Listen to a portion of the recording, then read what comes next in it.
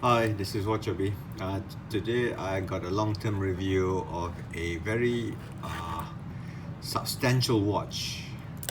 This is by Seiko on the Prospex line, but it has the kinetic movement that's powering this watch. Now it is a diving watch with a unidirectional bezel. There's a link in the description below which will give you a full written review, so it should give you the specifications and all that I mentioned. So I'm not going to go through that, but I'm going to share with you some of the things that I've sort of discovered wearing this watch for the last few years. Now this particular, just for your information, this particular button here, pusher here at 2 o'clock, this one will be able to tell you how much power reserve that's in the batteries of this particular watch. Okay, so let's talk about this watch. Now it has a GMT, as you can see there. Here's a force hand. You can't wind it by using power, can only be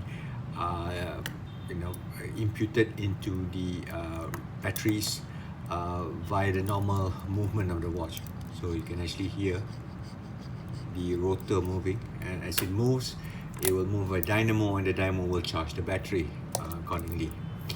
Now, unfortunately,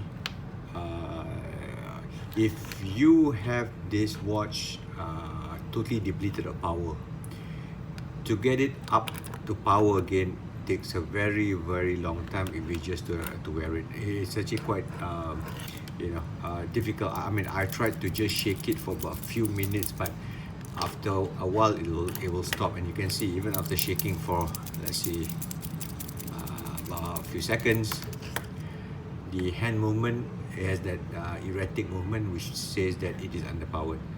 The battery is not enough power to allow it to reliably run the movement. So what happens is that I was lucky enough, I have a wireless charger that I'm able to charge this watch to close to full power, so I can use it as long as possible.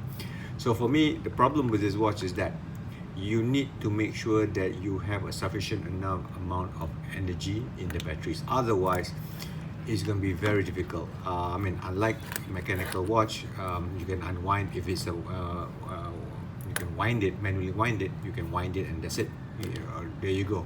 But this one is actually very difficult. So you notice if I just keep still, it stops because it doesn't have enough energy stored in the batteries itself.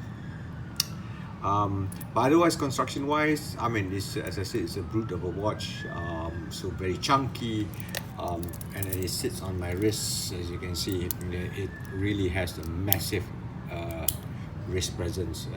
Here you can see it here. So would I recommend you to get this watch? Honestly, no. I mean, if you really want to have some sort of a kinetic watch in your collection, get the dress one. Do not get a sports one like a Prospex, because I think it's a bit too big, too heavy, and it's actually quite difficult for you to charge it. So I do recommend, if you get a dress watch with a kinetic movement, I think that should be fine. Anyway, that's all. Give us a thumbs up, follow the channel, more reviews coming up. Bye bye for now.